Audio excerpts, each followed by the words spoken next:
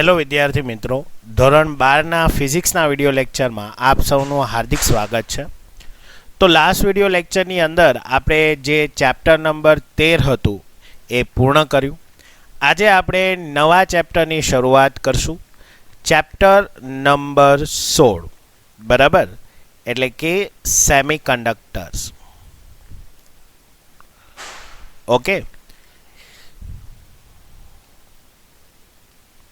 હવે આ ચેપ્ટર છે એ JEE અને નીટના પોઈન્ટ ઓફ વ્યૂ પણ મોસ્ટ ઇમ્પોર્ટન્ટ ચેપ્ટર છે, બરાબર, કારણ કે આ ચેપ્ટરની અંદર જે અમુક થિયરીઓ જે છે એ તમારા રેગ્યુલર બોર્ડ્સમાંથી નીકળી ગઈ છે, એટલે કે ગુજરાત બોર્ડમાંથી નીકળી ગઈ છે, પણ જે તમારા JEE અને નીટના સિલેબસ અકોર્ડિંગ અગર આપણે વાત કરીએ તો એની અંદર એ થિયરીઓ હજી છે. એટલા માટે આ જે ચેપ્ટર હશે એમાં આપણે બધી થિયરીઓ જે છે એ સાથે અભ્યાસ કરશું, અને જ્યાં જ્યાં તમારા બોર્ડ્સની થિયરીમાંથી જે થિયરીઓ નીકળી ગઈ હશે, બરાબર છે, તો એ થિયરીઓ હું તમને દર્શાવતો જઈશ, બરાબર. તો ચેપ્ટરની શરૂઆત જે છે એ બેઝિકલી જે છે થોડોક બેઝિક નોલેજથી સ્ટાર્ટ કરીએ. હવે સેમિકન્ડક્ટર એટલે થાય શું? તો કે સેમિકન્ડક્ટરને ગુજરાતીમાં અર્ધ ધાતુ અથવા તો અર્ધવાહક કહેવાય, બરાબર છે. તો આપણને બધાને ખબર છે કે ભાઈ જે દ્રવ્ય છે તો એ દ્રવ્યના 3 પ્રકાર છે બેઝિકલી કરેલા છે, જેમાં સૌ પ્રથમ જે છે એ છે વાહક એટલે કે કંડક્ટર, પછી છે અવાહક એટલે કે ઇન્સ્યુલેટર, અને ત્રીજું છે અર્ધવાહક એટલે કે સેમિકન્ડક્ટર. તો આ જે 3 કેટેગરી છે તો એ 3 કેટેગરીને આપણે બેઝિકલી જે છે એ વિદ્યુતની દ્રષ્ટિકોણથી જોવાનું છે, એટલે કે વિદ્યુતની દ્રષ્ટિએ વાહક, વિદ્યુતની દ્રષ્ટિએ અવાહક અને વિદ્યુતની દ્રષ્ટિએ અર્ધવાહક, બરાબર છે. હવે બેઝિકલી આપણને ખબર છે કે જ્યારે કોઈ પણ પદાર્થ હોય, બરાબર છે, તો આ પદાર્થમાં જ્યારે આપણે એને પોટેન્શિયલ એટલે કે એક્સટર્નલ એનર્જી આપીએ ત્યારે એની અંદરથી જે ઇલેક્ટ્રોન હોય, બરાબર છે, તો એની મદદથી શું થશે કે ફ્લો ઓફ ચાર્જ એટલે કે વિદ્યુત ભાર જે છે, બરાબર, તો એ વિદ્યુત ભારનો જે જથ્થો હશે એ જથ્થો જે છે એ શું કરશે તો કે ભાઈ ગતિ કરશે, અને આ વિદ્યુત ભારના જથ્થાના પ્રવાહને આપણે શું કહીએ? વિદ્યુત પ્રવાહ. તો કે એ વિદ્યુત પ્રવાહ જે છે, બરાબર, એ જેના કારણે થાય, બરાબર, માની લ્યો કે કોઈ વાહક પદાર્થ લીધો તો એ વાહક પદાર્થની અંદર જે મુક્ત ઇલેક્ટ્રોન છે એ આપણા માટે વિદ્યુત પ્રવાહ માટે જવાબદાર હોય, એટલે કે જે મુક્ત ઇલેક્ટ્રોન હશે, બરાબર છે, તો આ મુક્ત ઇલેક્ટ્રોન જે છે, કારણ કે જેના દ્વારા વિદ્યુતનું વહન થઈ રહ્યું છે, બરાબર છે, તો એ જે જવાબદાર જે કણ છે અથવા તો જવાબદાર જે પરિબળ છે એને આપણે શું કહેશું તો કે ભાઈ વિદ્યુત ભાર ચાલક, બરાબર, અથવા તો ચાલક નહીં, વાહક. તો કે જે વિદ્યુત ભારનું વહન કોના થ્રુ થાય છે, બરાબર છે, તો એ એલિમેન્ટને શું કહેવાય? વિદ્યુત ભાર વાહક કહેવાય. ઇંગ્લિશની અંદર આને ચાર્જ કેરિયર કહેવાય, બરાબર. ચાર્જ કેરિયર જે છે, ચાર્જ કેરિયર મતલબ કે જે છે વિદ્યુત ભારને એક જગ્યાએથી બીજી જગ્યાએ લઈ જાય છે. તો વાહકની અંદર જે છે એ કોણ હોય તો કે ભાઈ મુક્ત ઇલેક્ટ્રોન હશે, બરાબર, ચાર્જ કેરિયર તરીકે, એટલે કે જે મુક્ત ઇલેક્ટ્રોન છે એ એક જગ્યાએથી બીજી જગ્યાએ શું કરે છે? વિદ્યુતને લઈ જાય છે. તો એટલા માટે એને શું કહેવાય? ચાર્જ કેરિયર કહેવાય, બરાબર. જે એલિમેન્ટ, જે કણ વિદ્યુતને એક જગ્યાએથી બીજી જગ્યાએ લઈ જાય એ એલિમેન્ટ અથવા તો એ કણને શું કહેવાય? વિદ્યુત ભાર વાહક એટલે કે ચાર્જ કેરિયર કહેવાય. અને ધાતુ એટલે કે વાહકની અંદર જે છે એ કોણ હોય તો કે મુક્ત ઇલેક્ટ્રોન હોય, બરાબર. હવે બેઝિકલી આપણને ખબર છે કે ભાઈ મુક્ત ઇલેક્ટ્રોન એટલે શું થાય? તો કેમેસ્ટ્રીની અંદર તમે જે મુક્ત ઇલેક્ટ્રોન જે શબ્દ છે એ મુક્ત ઇલેક્ટ્રોનને બેઝિકલી શું કહી દો છો તો કે ભાઈ સંયોજકતા ઇલેક્ટ્રોન. બરાબર. તો સંયોજકતા ઇલેક્ટ્રોન એટલે શું થાય? તો કે જે રાસાયણિક પ્રક્રિયામાં ભાગ લે, બરાબર છે, તો એ ભાગ લેતા ઇલેક્ટ્રોનને તમે શું કહો છો કેમેસ્ટ્રીની અંદર? સંયોજકતા ઇલેક્ટ્રોન. હવે આ જે સંયોજકતા ઇલેક્ટ્રોન છે બેઝિકલી શું હોય કે ભાઈ લાસ્ટ ઓર્બિટનો જે ઇલેક્ટ્રોન હોય એને આપણે સંયોજકતા ઇલેક્ટ્રોન કહીએ છીએ. બરાબર. તો ફિઝિક્સની અંદર પણ તમે જે લાસ્ટ ઓર્બિટનો ઇલેક્ટ્રોન હોય, બરાબર છે, એટલે કે જે અંતિમ કક્ષા છે, બરાબર, તો અંતિમ કક્ષાના ઇલેક્ટ્રોનને આપણે શું કહી શકીએ? તો કે ભાઈ મુક્ત ઇલેક્ટ્રોન. કારણ કે એ પ્રક્રિયામાં ભાગ લે અને જો ઇલેક્ટ્રોનને દૂર કરવાનો હોય કે ઉમેરવાનો હોય તો એ બધું ક્યાં થશે?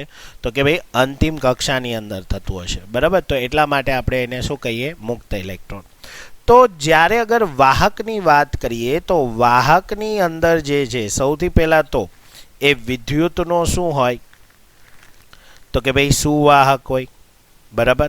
એની અંદર ચાર્જ કેરિયર તરીકે કોણ હોય?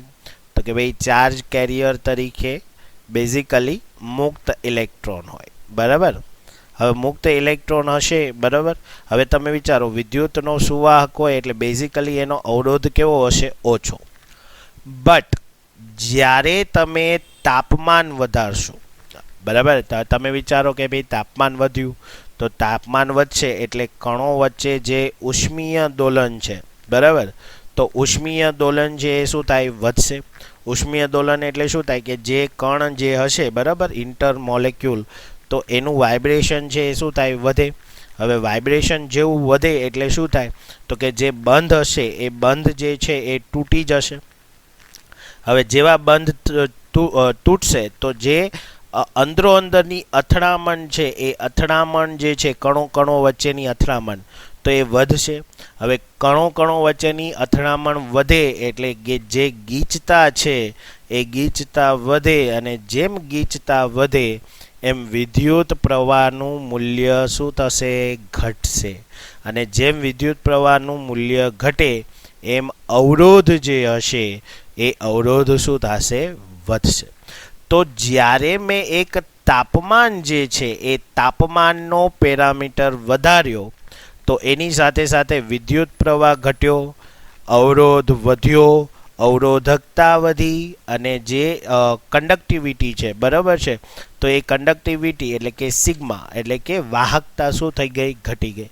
તો આ બધા પેરામીટર જે છે એ વાહકની અંદર છે એ આપણને જોવા મળે. બરાબર છે.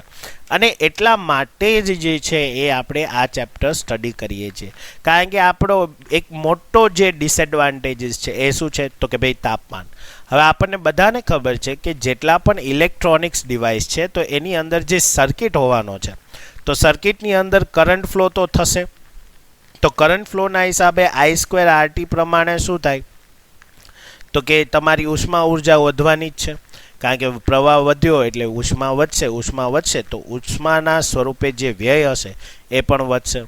તો આપણે એ વસ્તુ જે છે એ કરવાની નથી. કારણ કે ઉષ્મા જેટલી ઉત્પન્ન થશે એ પ્રમાણે તાપમાન વધશે. તાપમાન વધશે તો આપણને ખબર છે કે ભાઈ શું અસર જોવા મળે છે. તો મેઇનલી જે છે એ વાહક માટે અગર આપણે વાત કરીએ તો આટલા મુદ્દાઓનું આપણે ખાસ ધ્યાન રાખવાનું છે. બરાબર. એ સિવાય અગર આપણે અહીંયા જોઈએ કે ભાઈ ડ્રિફ્ટ વેલોસિટી, તો ડ્રિફ્ટ વેલોસિટી પણ જે છે એ વધશે. હવે ડ્રિફ્ટ વેલોસિટી વધે એટલે અહીંયા જે અથડામણ જે છે બેઝિકલી, બરાબર છે, તો એ અથડામણ જે છે જે રિલેક્સેશન સમય છે, બરાબર, તો એ રિલેક્સેશન સમય જે હશે,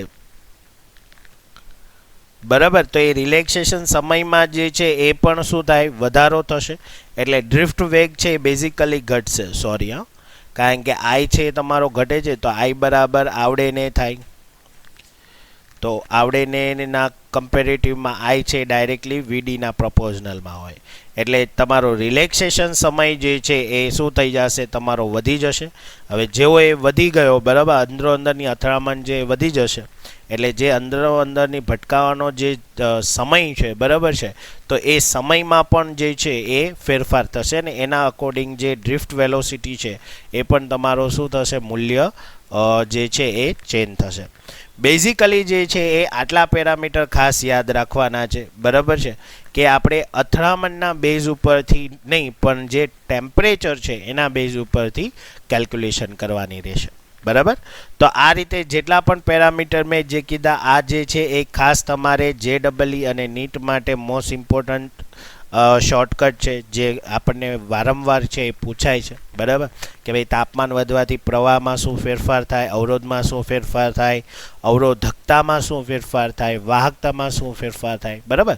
તો આટલા મુદ્દાઓ જે છે એ ખાસ તમારે કરવાના રહેશે. આ કોના માટે વાત થઈ રહી છે તો કે ભાઈ વાહક માટે. બરાબર.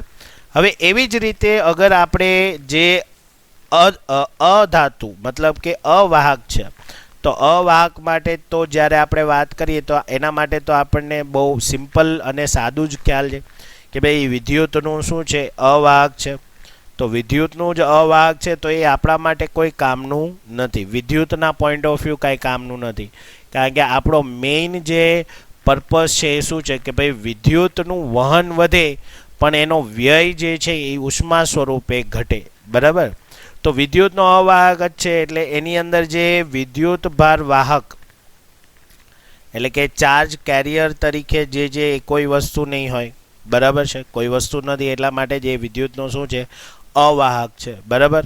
તો એની અંદર અવરોધનું મૂલ્ય જે છે એ તો આપણને ખબર જ છે કે ભાઈ જનરલી શું હશે ઇન્ફાઇનાઇટ હશે. બરાબર. અવરોધનું મૂલ્ય અવાહક માટે. ઓકે. અને પ્લસમાં જે છે કન્ડક્ટિવિટી જે હશે એની શું હશે 0 હશે ઓલમોસ્ટ. ક્લિયર. તો આપણે અવાહક માટે જે છે એ કોઈ પણ પ્રકારની એટલી લાંબી ચર્ચા કરતા નથી. બરાબર. ક્લિયર. અને જે અવાહક છે એ તાપમાનથી જે છે એ કેવો હોય સ્વતંત્ર હોય એટલે કે એના ઉપર તાપમાનની કોઈ ઇફેક્ટ આવે નહીં. બરાબર. હવે ત્યારબાદ અને મોસ્ટ IMP કન્ટેન્ટ જે છે એ હવે આવે છે કે ભાઈ અર્ધવાહક. હવે બેઝિકલી અર્ધવાહક છે એની અંદર જે છે એ થોડા ઘણા જે છે બરાબર કે ભાઈ આંશિક રીતે કોના ગુણધર્મ હોય તો કે ભાઈ વાહક એટલે કે કંડક્ટર એટલે કે ધાતુના પણ ગુણધર્મ હશે. એટ અ ટાઈમ જે આંશિક રીતે જે છે એ કોના એટલે કે અવાહક એટલે કે અધાતુના પણ છે એ ગુણધર્મ હશે. તો કે ભાઈ કઈ રીતે તો કે જે અર્ધવાહક છે એટલે કે સેમિકન્ડક્ટર જે છે એ 0 કેલ્વિન તાપમાને જ્યારે હશે ત્યારે શું હશે તો કે ભાઈ અવાહક હશે. બરાબર. એટલે કે ત્યારે એની અંદરથી વિદ્યુતનું વહન થશે નહીં. બરાબર.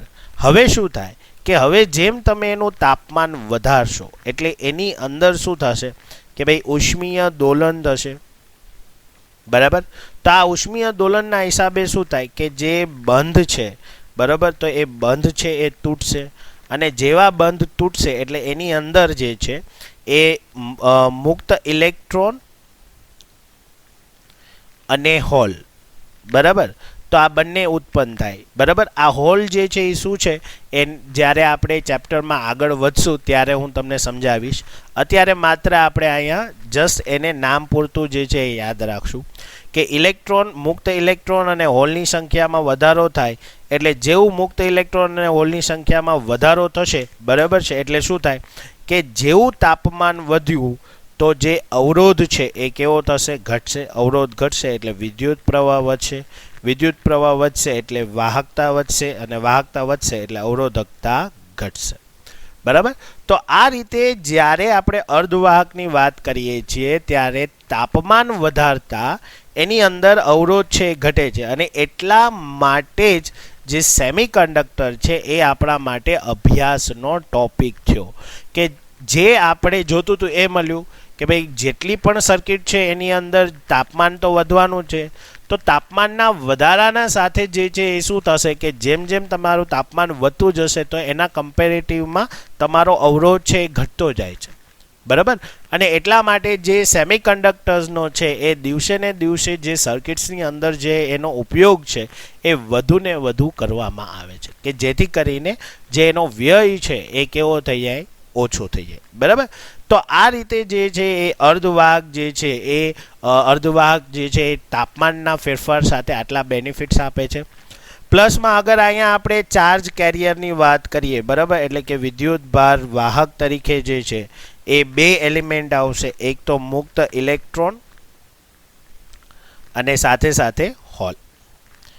બરાબર છે. તો આ સંદર્ભમાં અગર વાત કરવા જાય એટલા માટે જ જે છે એ આ ચેપ્ટર મોસ્ટ ઇમ્પોર્ટન્ટ છે, કારણ કે એની અંદર આટલા બધા પેરામીટર જે છે એ ચેન્જ થાય છે અને એના ચેન્જના ઇફેક્ટથી આપણને કઈ કઈ વસ્તુઓ મળે છે, બરાબર, કેટલા બેનિફિટ્સ મળે છે, કેટલી બધીઓ સર્કિટ જે છે એની અંદર સેમિકન્ડક્ટર્સ આવે છે, તો એ બધાનું જે છે એ આપણે અભ્યાસ આ ચેપ્ટરમાં કરવાનું રહેશે. બરાબર. હવે બેઝિકલી આજે જે આપણે ટોપિક જોયો એ જે હતું એ વર્ગીકરણ હતું કે ભાઈ જે દ્રવ્ય છે એના 3 વર્ગીકરણ, બરાબર, અર્ધવાહક, વાહક અને અવાહક. બરાબર છે. તો આ ટોપિક જે છે એ તમારા બોર્ડ્સમાં તો નથી, બરાબર, બોર્ડ્સમાંથી જે છે એ તમારું ટોપિક છે આવડો એ નીકળી ગયો છે, બરાબર, પરંતુ આપણા જે JEE અને નીટના પોઈન્ટ ઓફ વ્યૂ જે જરૂરી છે, ઇવન આ ચેપ્ટરના સમજણ માટે જે વસ્તુ જરૂરી છે, તો એના સંદર્ભમાં આ વસ્તુ શીખવી ખૂબ જ અગત્યની છે. ઓકે, તો નેક્સ્ટ વિડીયો લેક્ચરની અંદર આનાથી વધારે આપણે અભ્યાસ કરશું. બરાબર છે. તો જે ચેપ્ટર છે એ મોસ્ટ ઇમ્પોર્ટન્ટ છે, એની સમજૂતી બહુ મોસ્ટ ઇમ્પોર્ટન્ટ છે. જો બેઝ બહુ સારો હશે તો તમને બહુ થિયરીઓ જે છે એને સમજવામાં પ્રોબ્લેમ થશે નહીં. તો નેક્સ્ટ વિડીયો લેક્ચરમાં આપણે વધારે આગળ અભ્યાસ કરશું. આજે અહીંયા સુધી રાખીએ. થેન્ક યુ વિદ્યાર્થી મિત્રો.